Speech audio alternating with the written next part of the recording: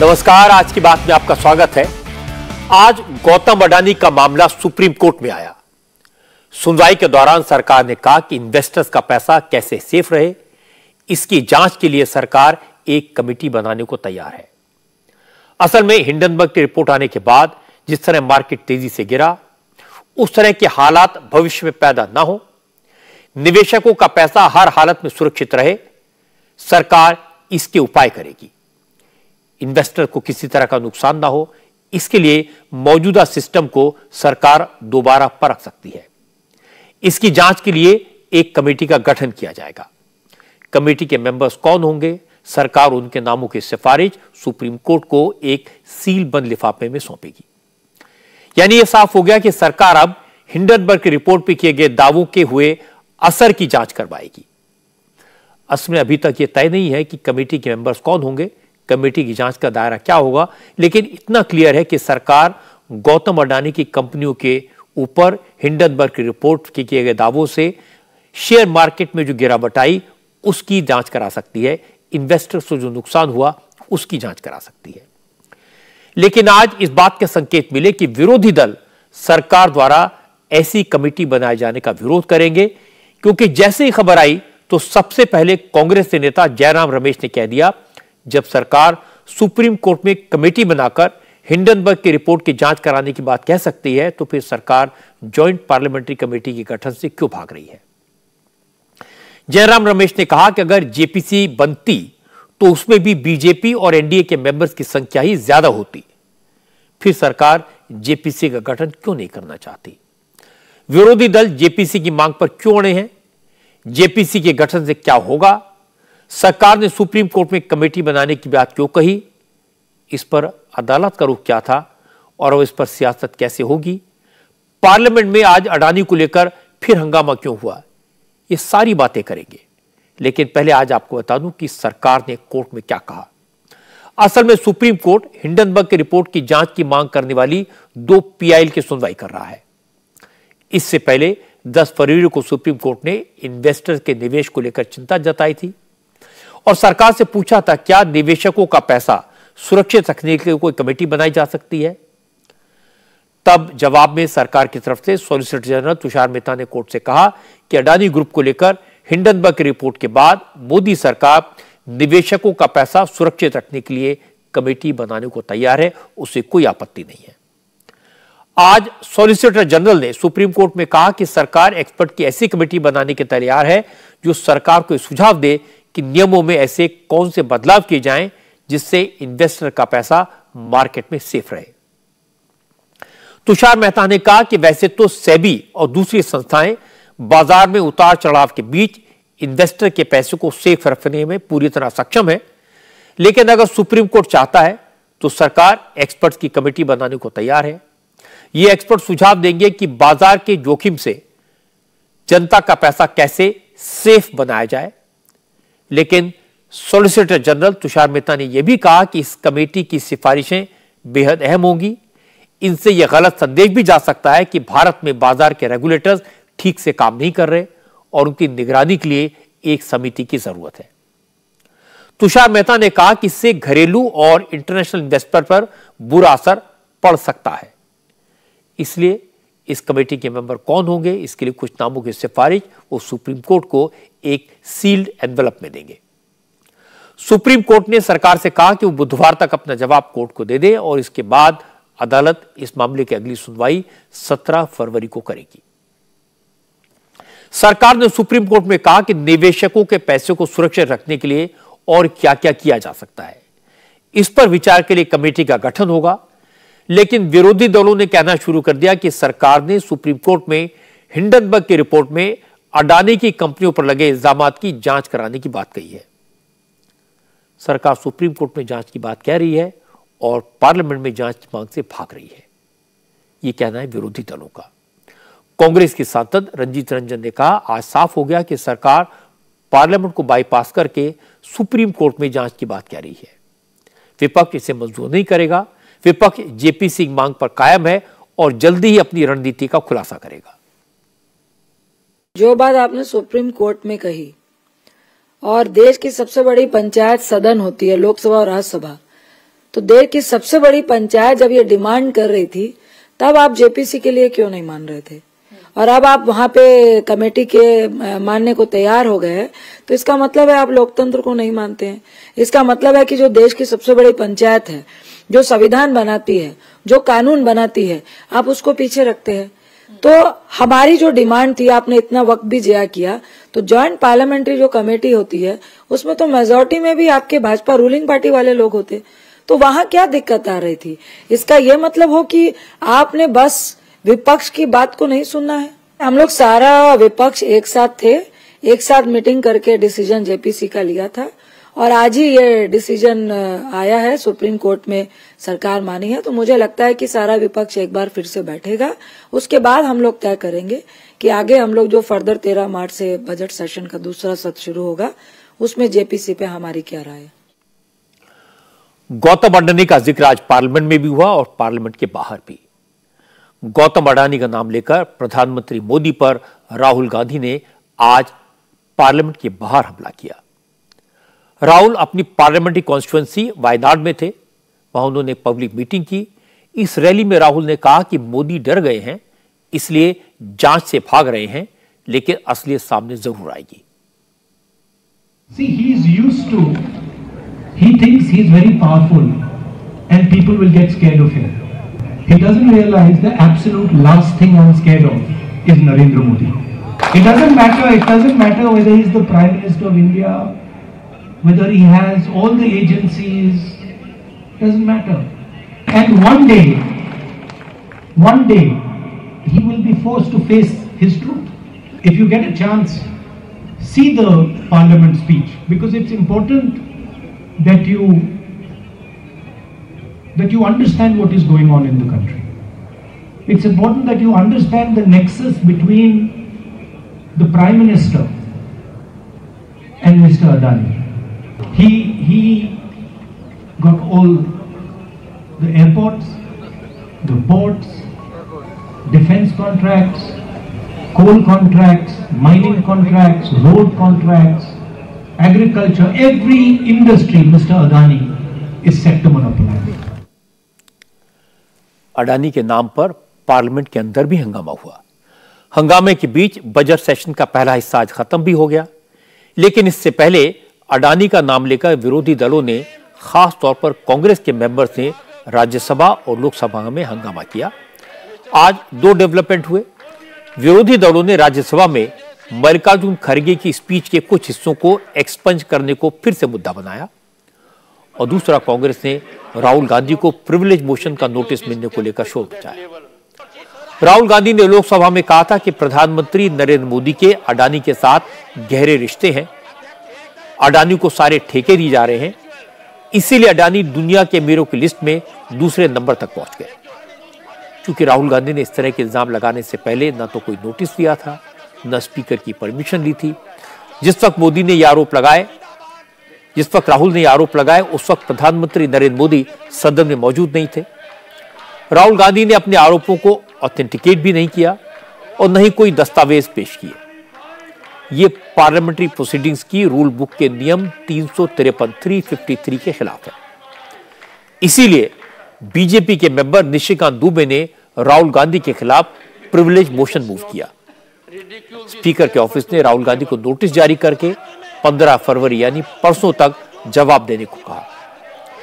कांग्रेस के मेंबर्स इसी बात से नाराज हो गए कि राहुल गांधी को प्रिविलेज मोशन कैसे दिया, कैसे नोटिस दिया गया। इसी को लेकर आज हंगामा हुआ। निशिकांत दुबे ने कहा कि उन्होंने नियमों के तहत प्रिविलेज मोशन मूव किया है। अब राहुल गांधी या तो माफी मांगे या फिर उनकी मेंबरशिप जाएगी।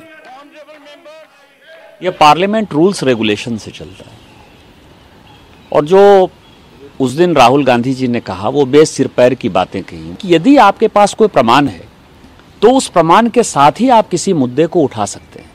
दूसरा, यदि कोई एक मेंबर ऑफ पार्लियामेंट दूसरे मेंबर ऑफ पार्लियामेंट के बारे में कोई बात उठाना चाहता है तो उसके लिए वो नियम है कि आपको नोटिस देना पड़ेगा। यदि स्पीकर सेटिस्फाइड है कि नहीं आपका जो आरोप है वो सही है, तो फिर स्पीकर आपको इजाजत देते हैं उठाने का। इस देश के प्रधानमंत्री जी के ऊपर आप आरोप लगा रहे हैं, वो प्रधानमंत्री हैं इस देश के। इसके अलावा वो लोकसभा के सदस्य भी हैं और बिना कोई नोटिस दिए हुए, बिना किसी चीज के बेसिर पैर की बातों पर आप जो है अनर्गल प्रलाप करते रहे। आपने जो जो आरोप लगाए हैं उन सारे आरोप के पीछे तथ्य क्या है, कागज क्या है, आपके झूठ के पुलंदे में क्या क्या चीजें पड़ी हुई हैं, वो सारे आप स्पीकर साहब को दे दीजिए। मुझे लगता है कि 15 फरवरी तक, क्योंकि उनके पास कोई कागज है नहीं, उन्होंने उठपटांग जो है आरोप लगाए, गलत आरोप लगाए। लेकिन यदि ये काम उन्होंने किया तो उनके पास दो ही रास्ते बनते हैं, या तो वो सरेआम खुलेआम माफी मांगेंगे, जैसे केजरीवाल साहब ने, आपको पता है कि जेटली जी के केस में माफी मांगा, और नहीं तो उनकी लोकसभा की सदस्यता जाएगी। लेकिन राहुल गांधी का कहना है कि उन्होंने कोई गलत बात नहीं कही। पार्लियामेंट में उन्होंने जो कुछ कहा वो तथ्यों पर आधारित था। आज वायनाड में राहुल ने कहा कि उन्होंने किसी का अपमान नहीं किया, अपनी बात विनम्रता से कही। अगर उसमें कुछ गलत था तो उसे कार्रवाई से हटाया जा सकता है। लेकिन प्रधानमंत्री नरेंद्र मोदी ने उनके सवालों का जवाब देने के बजाय उनकी इंसल्ट की, उन पर पर्सनल अटैक किए। And ask the questions I have asked, and you will find over there, according to the rules, a speech can be, parts of a speech can be removed from the record if you are saying something without support or if you are insulting someone. I did not insult anybody. I used the kindest language, the most polite language, and everything I said was based on proof. I was asked to show proof with regards to what I said, and I have written a letter to the Speaker with every single point that they have removed and the supporting proof. But I don't expect that my words will be allowed to go on the record. At the same time, the Prime Minister directly insults me. He says, why is your name Gandhi and not Nehru? So the Prime Minister of the country directly insults me, but his words are not taken off the record. But it does not matter, because the truth always comes out. And all you had to do was look at my face when I was speaking and look at his face while he was speaking. Look at how many times he drank water, how his hand was shaking when he was drinking water, and you'll understand everything. लेकिन parliamentary affairs minister Prahlad Joshi ने कहा, कुछ भी हो जाए इस बार BJP पीछे नहीं हटेगी। राहुल बार बार सदन में खड़े होकर झूठे इल्जाम लगा रहे हैं। अब तक भले ही प्रिविलेज मोशन पर सख्त एक्शन ना होता हो, गलती करने वालों को हल्के में छोड़ दिया जाता हो, लेकिन इस बार एक्शन जरूर होगा। प्रिविलेज नोटिस तो हमारा निष्कांत दुबे जी ने दिया है। अनाप शनाप बेबुनियाद आरोप जो लगाते हैं, ऑथेंटिकेट तो करना पड़ेगा। ऑथेंटिकेट भी नहीं करते हैं और बेबुनियाद आरोप लगाते हैं। We are all answerable to the people of this country. कई बार आपने भी शिकायत की है सर?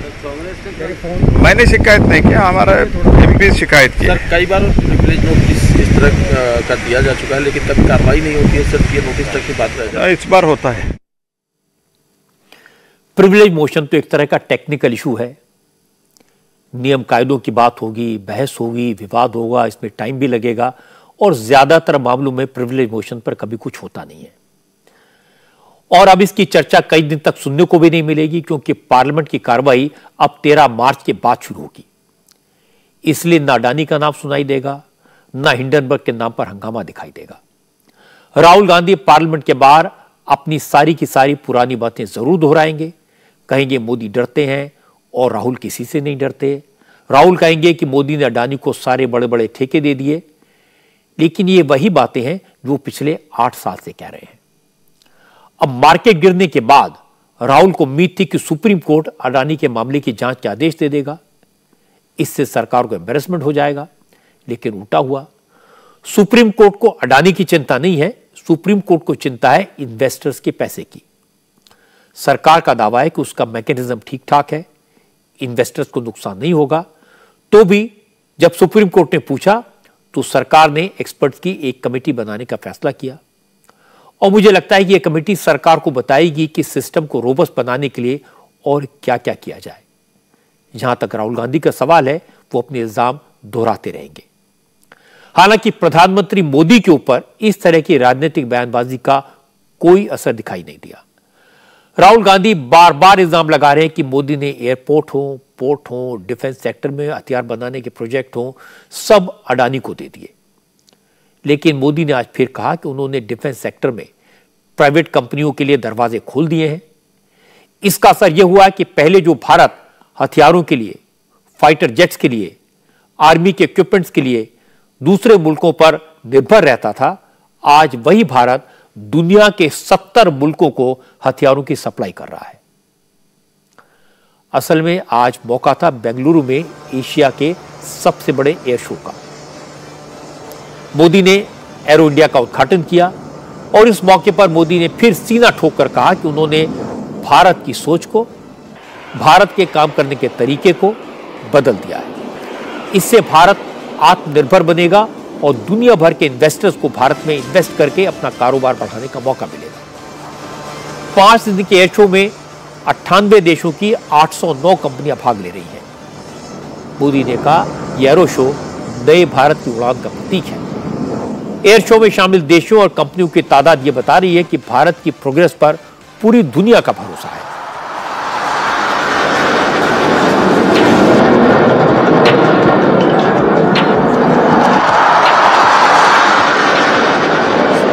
सूर्य किरण। प्रधानमंत्री ने कहा कि भारत विकास के मामले में फाइटर प्लेन की स्पीड से उड़ रहा है।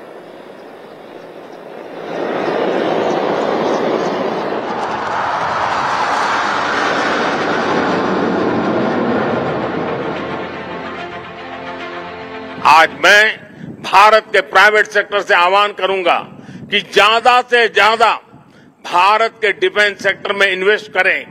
भारत में डिफेंस सेक्टर में आपका हर इन्वेस्टमेंट भारत के अलावा दुनिया के अनेक देशों में एक प्रकार से आपका व्यापार कारोबार के नए रास्ते बनाएगा। नई संभावनाएं, नए अवसर सामने हैं। भारत का प्राइवेट सेक्टर को इस समय को जाने नहीं देना चाहिए। साथियों, अमृत काल का भारत एक फाइटर पायलट की तरह आगे बढ़ रहा है। एक ऐसा देश जिससे ऊंचाइयां छूने से डर नहीं लगता, जो सबसे ऊंची उड़ान भरने के लिए उत्साहित है। आज का भारत तेज सोचता है, दूर की सोचता है और तुरंत फैसले लेता है। ठीक वैसे ही जैसे आकाश से उड़ान भरने वाला एक फाइटर पायलट करता है। और सबसे महत्वपूर्ण बात, भारत की रफ्तार चाहे जितनी तेज हो, चाहे वो कितनी भी ऊंचाई पर क्यों न हो, वो हमेशा अपनी जड़ों से जुड़ा रहता है। उसे हमेशा ग्राउंड सिचुएशन की जानकारी रहती है। आज भारत में जैसी निर्णायक सरकार है, जैसी स्थायी नीतियां हैं, नीतियों में जैसी साफ नीयत है, वो अभूतपूर्व है। आप भी देख रहे हैं कि ईज ऑफ डूइंग बिजनेस की दिशा में भारत में किए गए रिफॉर्म की चर्चा आज पूरी दुनिया में हो रही है। इसके बाद प्रधानमंत्री मोदी ने दुनिया भर के इन्वेस्टर्स को इनवाइट किया। उन्होंने कहा कि आज दुनिया में भारत सबसे तेज रफ्तार से तरक्की कर रहा है, इसीलिए आज पूरा विश्व भारत की ग्रोथ स्टोरी में पार्टनर बनना चाहता है। ये उनके लिए इंडिया में इन्वेस्टमेंट का सबसे अच्छा मौका है। हमारे यहां कहा जाता है प्रत्यक्षम किम प्रमाणम, अर्थात प्रत्यक्ष को प्रमाण की आवश्यकता नहीं होती। एरो इंडिया का ये आयोजन भारत के बढ़ते हुए सामर्थ्य का उदाहरण है। इसमें दुनिया के करीब 100 देशों की मौजूदगी होना दिखाता है कि भारत पर पूरे विश्व का विश्वास कितना बढ़ गया है। देश विदेश के 700 से अधिक एग्जीबिटर्स इसमें अपनी भागीदारी कर रहे हैं। इसने अब तक के पुराने सारे रिकॉर्ड तोड़ दिए हैं। इसमें भारतीय एमएसएमईज भी हैं, स्वदेशी स्टार्टअप भी हैं और दुनिया की जानी मानी कंपनियां भी हैं। यानी एरो इंडिया की theme the runway to a billion opportunities, जमीन से लेकर आकाश तक हर तरफ नजर आ रही है। 21वीं सदी का नया भारत अब न कोई मौका खोएगा और न ही अपनी मेहनत में कोई कमी रखेगा। हम कमर कस चुके हैं। हम रिफॉर्म्स का रास्ते पर हर सेक्टर में रिवॉल्यूशन ला रहे हैं। जो देश दशकों से सबसे बड़ा डिफेंस इंपोर्टर था, वो अब दुनिया के 75 देशों को डिफेंस इक्विपमेंट एक्सपोर्ट कर रहा है। अब मैं आपको एयर शो की कुछ झलकियां दिखा देता हूं। आज सबसे ज्यादा तालियां स्वदेशी तकनीक से डेवलप किए जा रहे HLFT 42 supersonic fighter trainer aircraft पर बजी। इसकी टेल पर बजरंगबली की तस्वीर बनी है। तस्वीर के साथ एक मैसेज भी लिखा हुआ है, द स्टॉर्म इज कमिंग, तूफान आने वाला है। फिलहाल हिंदुस्तान एरोनॉटिक्स लिमिटेड इसे ट्रेनिंग प्रोग्राम के तहत तैयार कर रही है। इस फाइटर जेट की टेक्नोलॉजी तेजस से भी एडवांस्ड है। तैयार होने के बाद यह फाइटर ट्रेनर एयरक्राफ्ट दुनिया के किसी भी सुपरसोनिक फाइटर जेट को टक्कर दे सकेगा।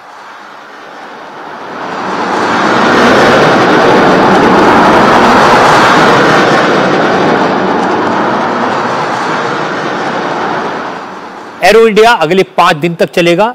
इस बार इसका थीम है the runway to a billion opportunities. यह शो सरकार के make in India, make for the world का प्लान का हिस्सा है, जिसमें विदेशी कंपनियों को कहा जा रहा है कि वो भारत आएं, अपनी फैक्ट्रियां यहां लगाएं, यहीं पर वर्ल्ड क्लास हथियार तैयार करें और फिर दुनिया भर को एक्सपोर्ट करें।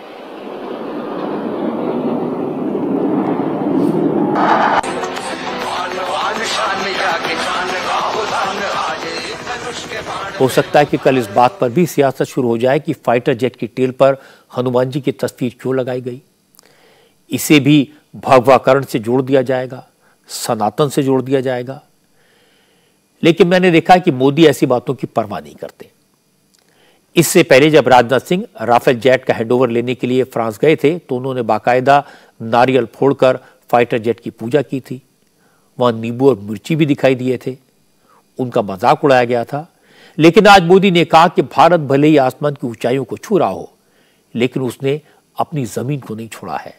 भारत अपनी जड़ों से जुड़ा है। कांग्रेस की कोशिश यह है कि किसी भी तरह मोदी के ऊपर करप्शन के इल्जामात को चिपकाया जाए। राफेल डील के वक्त भी यही करने की कोशिश की गई थी।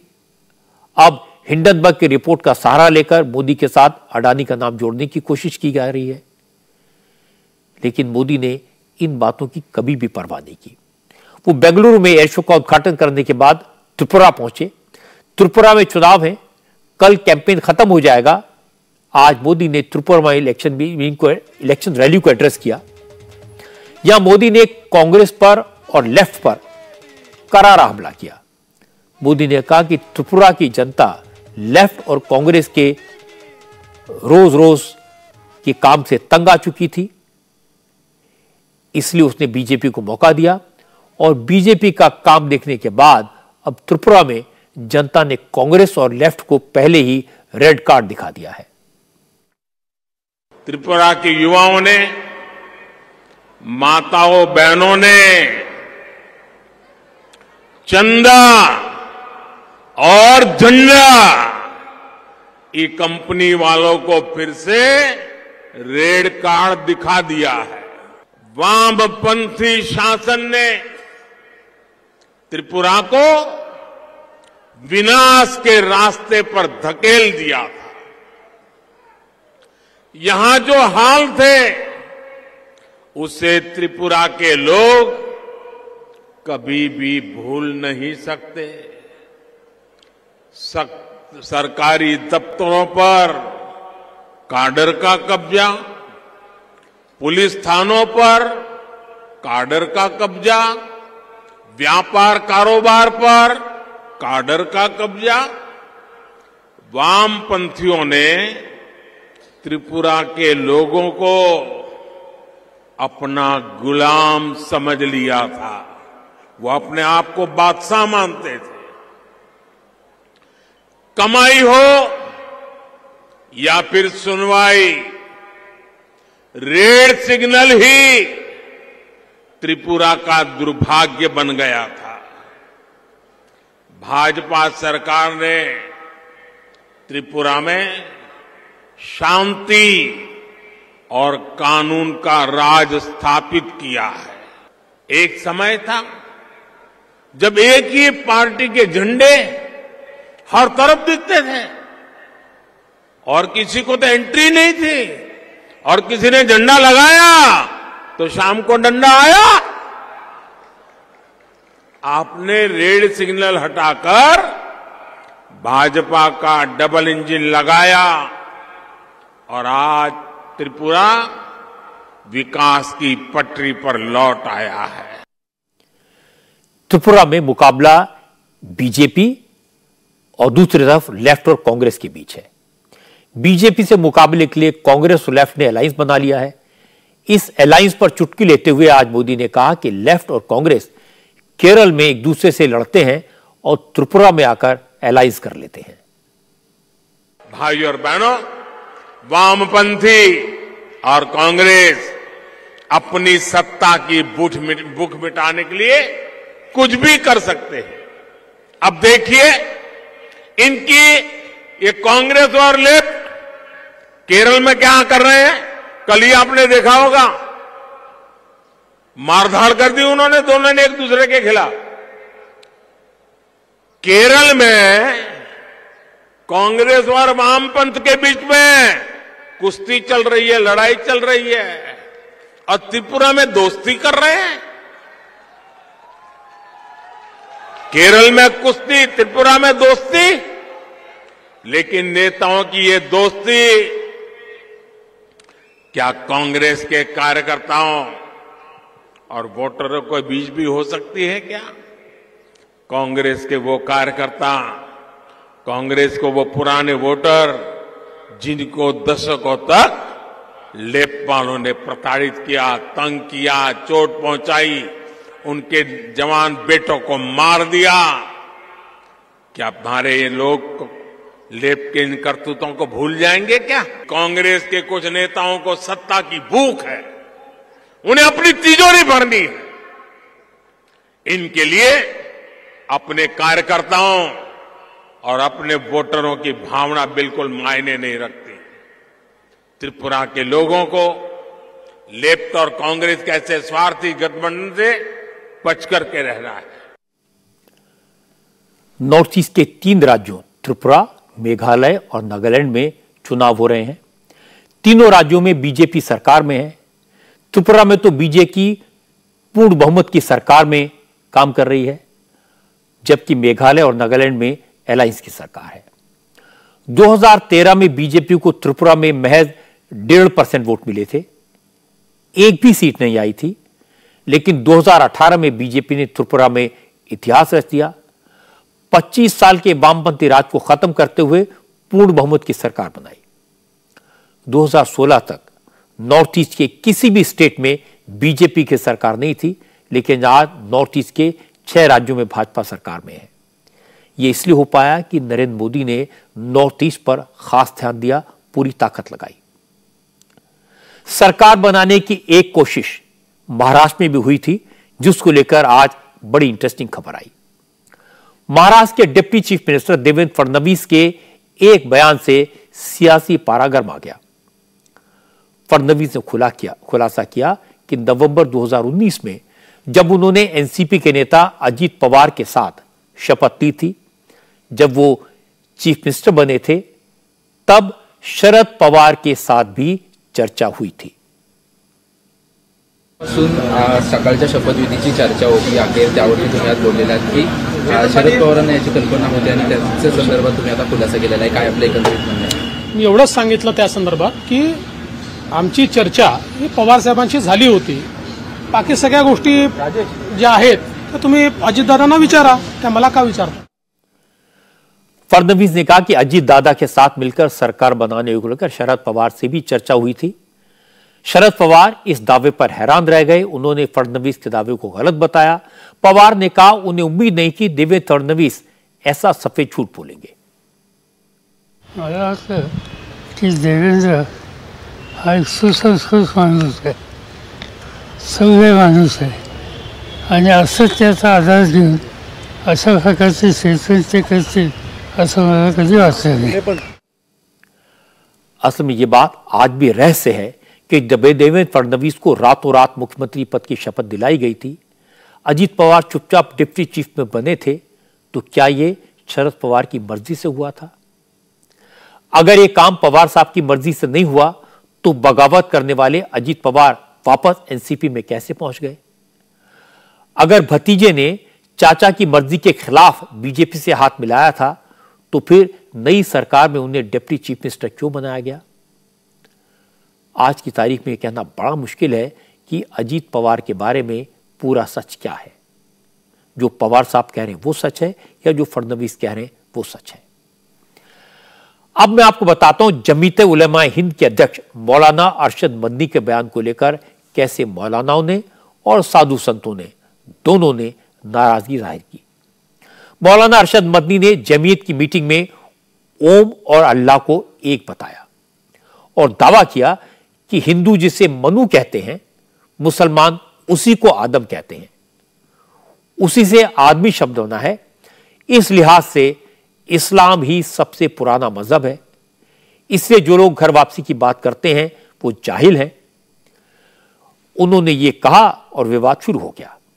मौलानाओं का कहना है कि इस तरह की बातें कहना ठीक नहीं है, इस्लाम इसकी इजाजत नहीं देता। साधु संतों ने कहा कि अरशद मदनी मौलाना होकर देश को बांटने वाले सियासी बयान दे रहे हैं, ये ठीक नहीं है। उन्होंने कहा कि हिंदुओं का अपमान है। जब विवाद बढ़ा तो मौलाना अरशद मदनी ने अपने बयान को जस्टिफाई करने की कोशिश की। इसके बाद सफाई दी, कहा कि उन्होंने जो बात कही थी वो इस्लामिक तालीम के लिहाज से दुरुस्त है। ओम और अल्लाह एक ही है, लेकिन अगर किसी को इससे दुख पहुंचा है, किसी को तकलीफ पहुंची है तो उन्हें अपने बयान पर दुख है। मौलाना अरशद मदनी ने कहा कि उनके बयान का वो मतलब नहीं था जो निकाला जा रहा है और विवाद पैदा करने की कोशिश की जा रही है। उन्हें अगर हमारा मजहब पसंद नहीं था तो भी उन्हें बैठकर के सुनना चाहिए था, लेकिन अगर वो चले गए तो हमें इसका अफसोस हुआ कि हमारी ज़बान से कोई ऐसी बात निकली कि जो उनके लिए तकलीफ का बाइस हुई। लेकिन हमारा मजहब तो यही है कि हम तो अल्लाह को मानते हैं और हम इस बुनियाद पर कि ओम और अल्लाह एक ही हैं, जो बात हम तक पहुंची, जो हमने पढ़ी, जो हमने सुनी, इसलिए हमें इस बात की खुशी है कि ये लोग ओम कहते हैं, हम उसे अल्लाह कहते हैं। ये हम में और उनमें कुर्बत का और मजबूत एक वास्ता है जो हमने पेश किया है और लोगों की समझ में ये बात आई है इंशाअल्लाह। तो हम तो अपनी चौखट के ऊपर बैठे हुए हैं। लोग जो हमको ये कहते हैं कि इन्हें घर वापसी कराओ, हमने यही बात कही कि हम तो अपने घर पर बैठे हैं, वापस कहाँ होंगे। या लोग ये कहते हैं, हमने कहा था कि अपने पूर्वजों की तरफ चले जाएं। हमारे पूर्वज तो सबसे पहला आदमी जो दुनिया में जन्नत से उतारा गया है वो हमारा पूर्वज है और वो हिंदुस्तान के ही के अंदर उतरा था। हमारा जो अकीदा है कि वो हिंदुस्तान की सरजमीन पर उतरे थे, तो हम तो अपने पूर्वज को मानने वाले हैं। हम तो वो कहते हैं कि पूर्वज की तरफ लौट जाएं, तो हम तो अपने पूर्वज की तरफ लौटे हुए हैं। मैंने ये बात इसीलिए कही थी कि मुसलमान को इससे परेशान नहीं होना चाहिए। जो कहा जा रहा है हम उसी के ऊपर मुकम्मल, जो वो हमें मशवरा दे रहे हैं, हम उसके ऊपर मुकम्मल अपनी जगह के ऊपर खड़े हुए हैं। मौलाना अरशद मदनी ने जो कहा उसके पीछे वजह क्या है ये भी मैं आपको बता देता हूं। असल में आरएसएस ने मुसलमानों के साथ दूरियों को खत्म करने की कोशिश शुरू की है। संघ प्रमुख मोहन भागवत कई मौकों पर कह चुके हैं कि हिंदू और मुसलमान एक ही हैं, बस पूजा पद्धति अलग है। भारत में इस्लाम आने से पहले सबके पूर्वज हिंदू ही थे। इसीलिए आरएसएस घर वापसी का अभियान चला रहा है। बस इसी बात से कुछ मौलानाओं को एतराज है। इसीलिए कल मौलाना अरशद मदनी ने कहा था कि आरएसएस के लोग घर वापसी की बात कैसे कह सकते हैं। हिंदुस्तान तो मुसलमानों की धरती है, इस्लाम के पहले नबी भारत में ही हुए, फिर मुसलमानों को घर वापसी की क्या जरूरत। मौलाना अरशद मदनी ने मोहन भागवत को जमीयत की आम सभा में जाहिल कह दिया। इस मुद्दे पर आज मेरे सहयोगी सौरभ शर्मा ने मौलाना मदनी से बात की, सफाई मांगी। तो अरशद मदनी साहब ने कहा कि जाहिल कोई खराब लफ्ज नहीं है, इसका मतलब होता है कम जानकारी रखने वाला।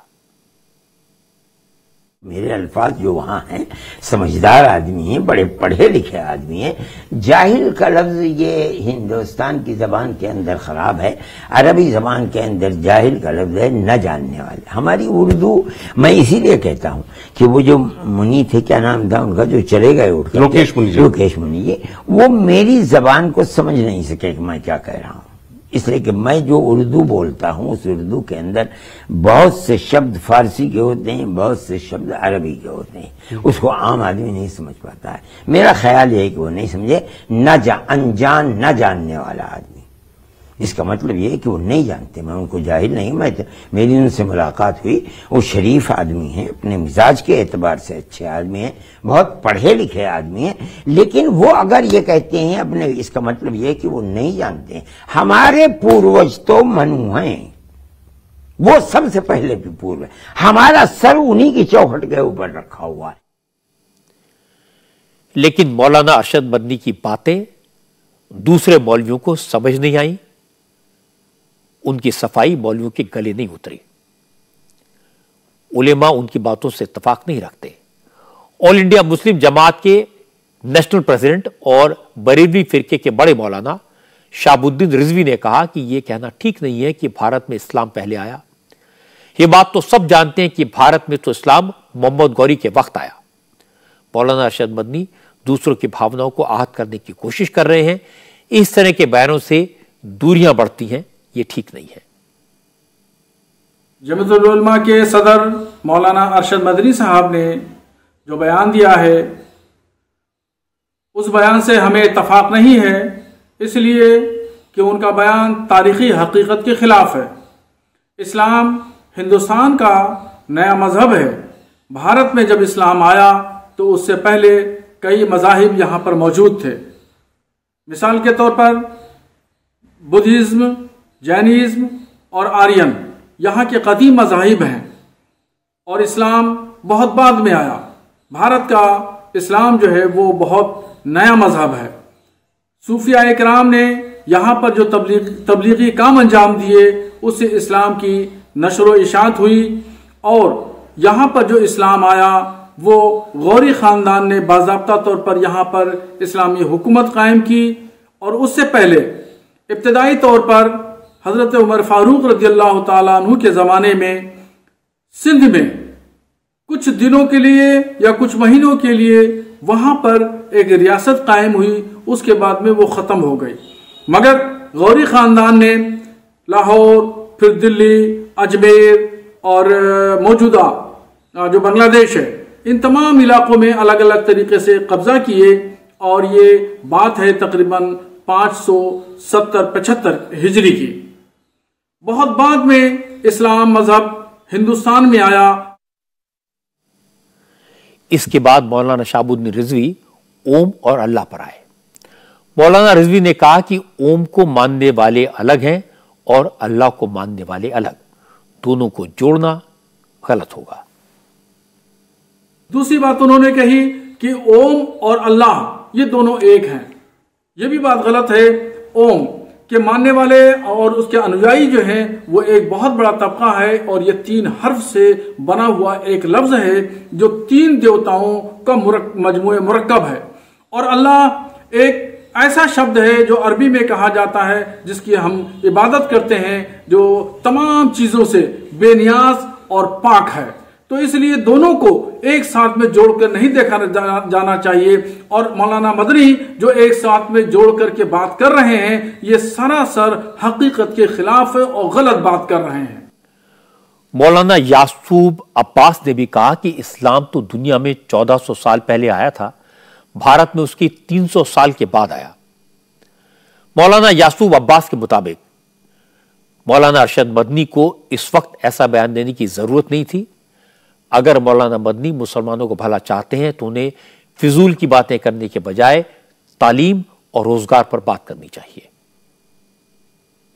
मौलाना मदनी साहब का यह बयान किस जाविये से दिया गया ये तो वही बेहतर समझ सकते हैं। मैं पलट के सवाल करता हूं कि जब 1400 बरस पहले इस्लाम मजहब नहीं था तो उस वक्त आप किसकी परस्तिश करते थे? उस वक्त आप किसकी इबादत करते थे? जब ला इलाहा इल्लल्लाह प्रॉफिट ऑफ इस्लाम ने दावत दिल अशीरा में कहा, उससे पहले आप किसकी इबादत करते थे? तो सवाल ये है कि इस तरीके के बयानात देने से मेरे ख्याल से कोई फ़ायदा नहीं है कि जिससे मुल्क के अंदर एक नई फिज़ा क्रिएट हो। इस वक्त मुल्क के अंदर बात होना चाहिए, एजुकेशन की बात होना चाहिए, बेरोज़गारी की बात होना चाहिए, लोगों को जोड़ने की बात होना चाहिए।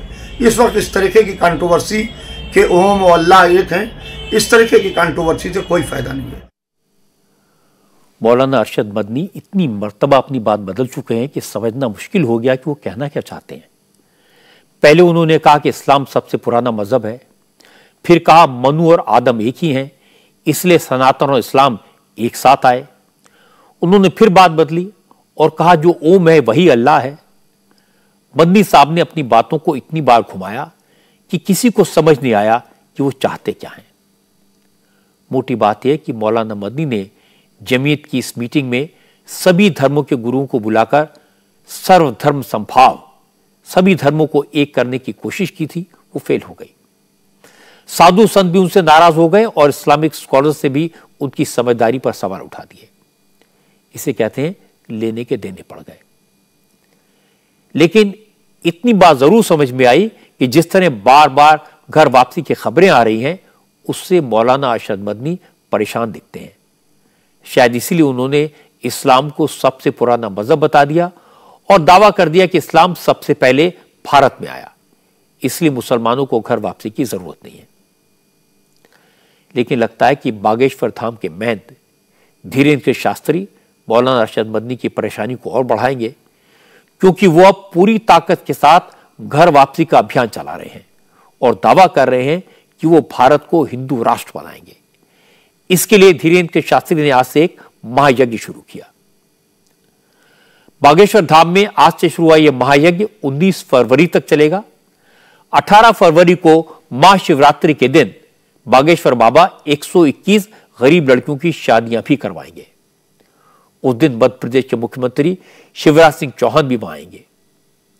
लेकिन मजे की बात है कि भारत को हिंदू राष्ट्र बनाने के संकल्प के साथ किए जा रहे महायज्ञ के पहले दिन मध्य प्रदेश के पूर्व मुख्यमंत्री कांग्रेस के बड़े नेता कमलनाथ भी बागेश्वर धाम पहुंचे।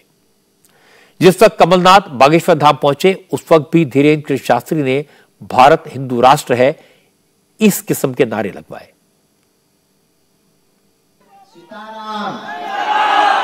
भारत हिंदू राष्ट्र की सीताराम, भारत हिंदू। धीरेन्द्र शास्त्री भारत को हिंदू राष्ट्र बनाने के लिए महायज्ञ कर रहे हैं और कमलनाथ इस तरह की बातों का विरोध करते रहे हैं।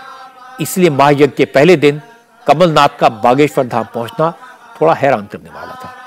हालांकि कमलनाथ का कहना है कि वो हनुमान भक्त हैं। उन्होंने अपने क्षेत्र छिंदवाड़ा में बजरंग बली की एक विशाल प्रतिमा स्थापित करवाई है। बागेश्वर भी बजरंग बली का धाम है, इसलिए वो हनुमान जी के दर्शन करने आए हैं।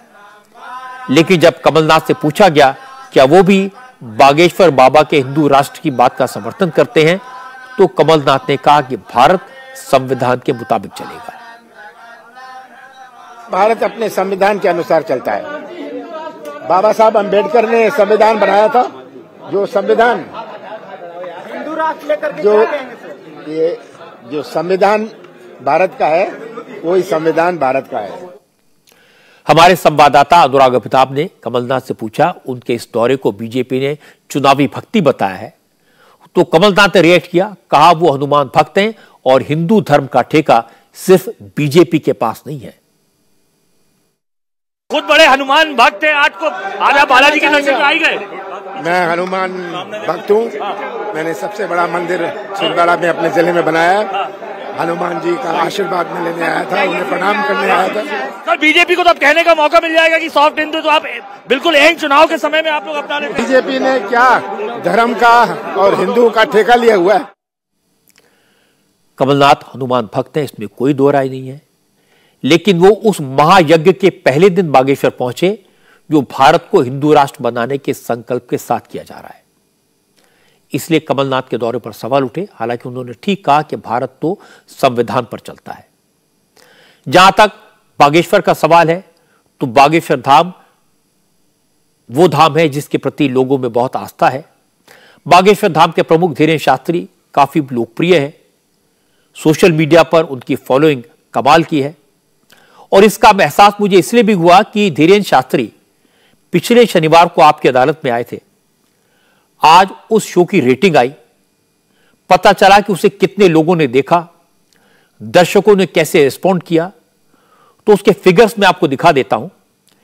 एयरटेल की स्ट्रीम के डेटा के मुताबिक आपकी अदालत का यह शो किसी ब्लॉकबस्टर से कम नहीं है। जब धीरेन्द्र शास्त्री आपकी अदालत में सवालों का जवाब दे रहे थे, इल्जामात पर सफाई दे रहे थे, तब टीवी देखने वाले व्यूअर्स में से करीब करीब 3/4 इंडिया टीवी पर आपकी अदालत देख रहे थे।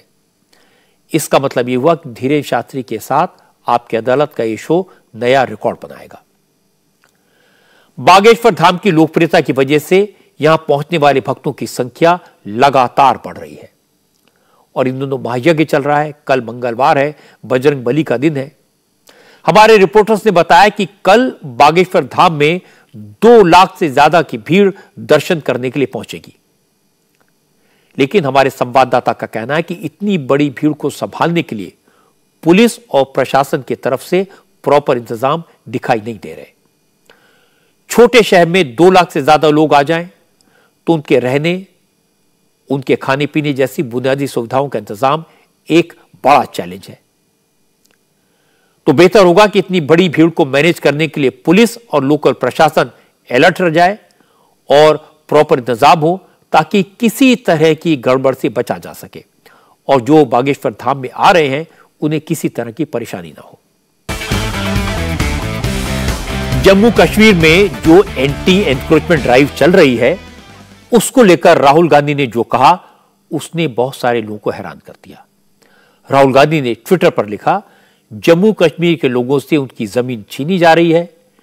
जम्मू कश्मीर को रोजगार की बजाय अब बीजेपी का बुलडोजर मिला है। हैरानी इसलिए हुई क्योंकि लगभग इसी तरह का बयान पाकिस्तान की तरफ से दिया गया।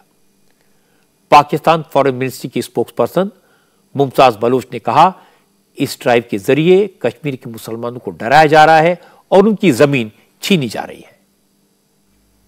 As we speak, an eviction drive is underway in many parts of. जब हम बात कर रहे हैं तो भारत के जम्मू कश्मीर में लोगों को बेदखल करने की मुहिम चल रही है।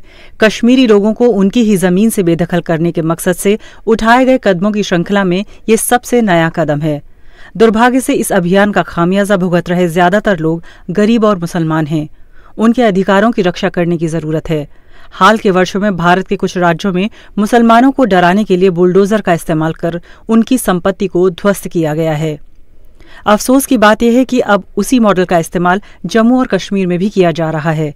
ये दुर्भाग्य है कि भारत का एडमिनिस्ट्रेशन जम्मू और कश्मीर के लोगों को डराने के लिए जमीन का हथियार के तौर पर इस्तेमाल कर रही हैं।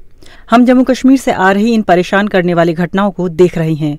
कुछ दिन पहले ही श्रीनगर के राजबाग इलाके में बने हुर्रियत कॉन्फ्रेंस के दफ्तर पर भारतीय अफसरों ने हमला किया था। ये हमला जम्मू कश्मीर की राजनीतिक स्वतंत्रता पर हमला है और पाकिस्तान इसकी निंदा करता है। हमारा मानना है कि ईंट से बनी इमारत पर कब्जा करके आजादी के लिए लड़ रहे लोगों के हौसले को नहीं रोका जा सकता।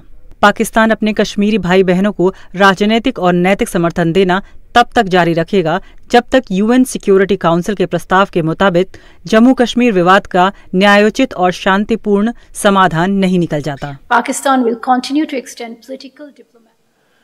बेहतर तो यह था कि इस तरह की बयानबाजी करने से पहले पाकिस्तान अपने गिरेबान में झांक कर देखता, पीओके में क्या हो रहा है उसकी तस्वीर देखता, और मैं आपको पाकिस्तान के इस प्रोपेगेंडा की असली तस्वीर भी दिखा देता हूं। यह सही है कि जम्मू कश्मीर में सरकारी जमीनों से गैर कानूनी कब्जों को हटाया जा रहा है। लेकिन ऐसा नहीं है कि लोगों के घर, मकान, दुकान गिराने के लिए सीधे सरकारी बुलडोजर पहुंच जाता है।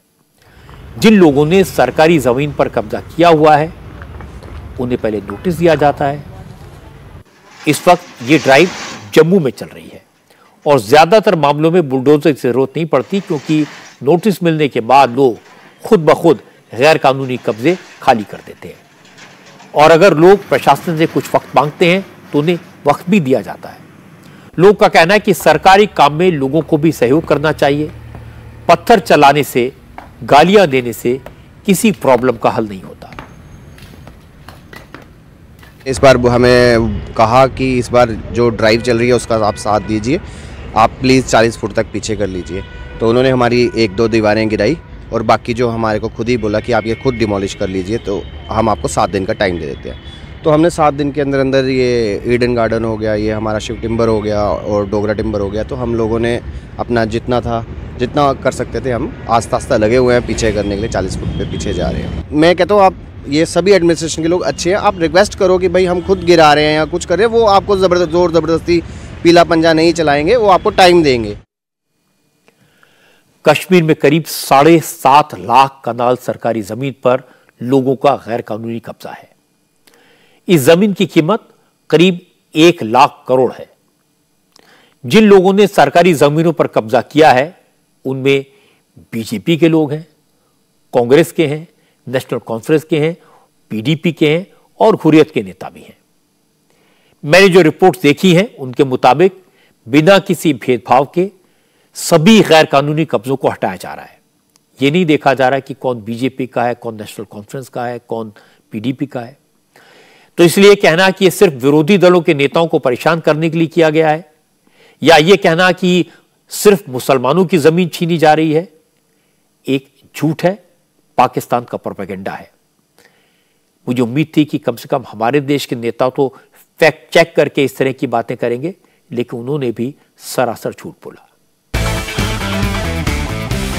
टर्की और सीरिया में आए भयंकर भूकंप में मरने वालों की तादाद 36,000 को पार कर गई है। अकेले टर्की में करीब 32,000 लोगों की मौत कंफर्म हो चुकी है। वहीं सीरिया में मरने वालों की फिगर 4,500 से ज्यादा हो चुकी है। हालात इतने खराब हैं कि टर्की और सीरिया में मरने वालों को दफनाने के लिए कब्रिस्तान कम पड़ गए हैं। अब भूकंप में मारे गए लोगों को दफनाने के लिए मास ग्रेव बनाई जा रही हैं। टर्की के जंगलों के बीच पड़ी खाली जगह को कब्रिस्तान में तब्दील कर दिया गया है। एक साथ 5-5 हजार लाशों को दफनाया जा रहा है, लेकिन फिर भी कब्रिस्तान में लाशों के पहुंचने का सिलसिला खत्म नहीं हो रहा। टर्की के पड़ोसी देश सीरिया में भी हालात बहुत खराब है। वहां के कई शहरों में नए कब्रिस्तान बनाए गए हैं। वर्ल्ड हेल्थ ऑर्गेनाइजेशन ने कहा कि टर्की और सीरिया में मरने वालों की तादाद अभी और बढ़ सकती है, क्योंकि अभी भी सीरिया के छोटे कस्बों और दूर दराज के गांवों तक सर्च एंड रेस्क्यू टीमें पहुंच नहीं सकी हैं। ऐसे में जो लोग दबे हुए हैं उनके बचने की उम्मीद अब ना के बराबर है। एक रात की खबर यह आई कि टर्की ने सीरिया से लगने वाली अपनी 2 बॉर्डर पोस्ट खोलने का फैसला किया है, जिससे सीरिया के भूकंप पीड़ितों को विदेशों से आने वाली मदद पहुंचाई जा सके। इंडिया टीवी हर वक्त हर जगह डाउनलोड करने के लिए सर्च करें India TV news Google play store या ऐप स्टोर पर।